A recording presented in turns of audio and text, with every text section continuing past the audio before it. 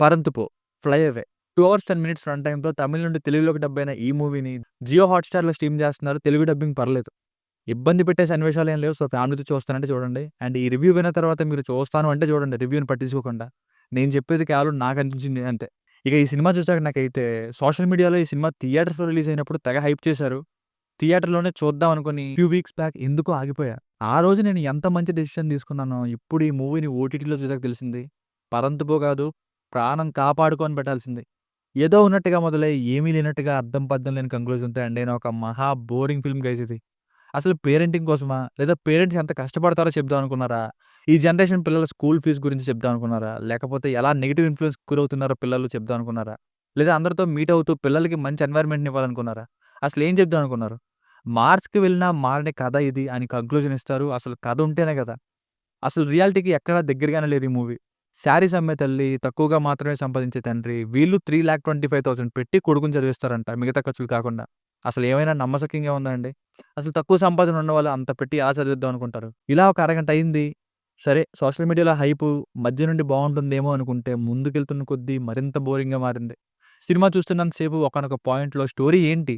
ఓహో! లోన్ తీర్చి ఈ జర్నీలో జరిగే విషయాలతో మెసేజ్ ఇస్తారేమో, వాళ్ళకున్న ప్రాబ్లమ్స్ అన్నీ తీరుతాయేమో, అదే సొల్యూషన్ ఏమో అనుకున్నా. అసలు ప్రాబ్లమ్‌నే పక్కన పెట్టేశారు. క్లైమాక్స్ అయితే ఇంకసలు ఇంతవరకు ఎలా చూడగలిగానురా బాబు! అనుకున్నా. ఏం చెప్దాం అనుకున్నారో తీసిన వాళ్ళకే తెలియాలి. ఒక మ్యూజిక్ బాగోదు. ఆ మాటల్లాంటి పాటలేంటో, ఎక్కడ ఎలివేట్ చేయని మ్యూజిక్ ఏంటో, ఒక ముగ్గురు, నలుగురిని పెట్టి అడవిలో ఓపెన్ ప్లేసెస్‌లో తీసేశారు మూవీని. ఇన్‌కమ్ టాక్స్ స్టంట్ ఏమో అనిపించింది. సెకండ్ హాఫ్ అంతా ఆ కొడుకైన పిల్లాడు పారిపోతూ ఉండడం, తనని పట్టుకోవడానికి తండ్రి పరిగెడుతూ ఉండడం ఇదే రిపీట్. ఇంట్రెస్ట్‌నే క్రియేట్ అవ్వలేదంటే చెప్పుకోదగ్గ ఒక్క సీన్ గూడా లేదు.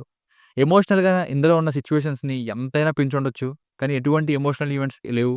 స్టార్టింగ్‌లో మొదలైనవి కూడా ఇంక మధ్యలోనే ఆగిపోతాయి. మేబీ ఇందుకనేమో మ్యూజిక్ కూడా మ్యూజిక్ డైరెక్టర్ గారు సరిగ్గా ఇవ్వలేదనిపించింది.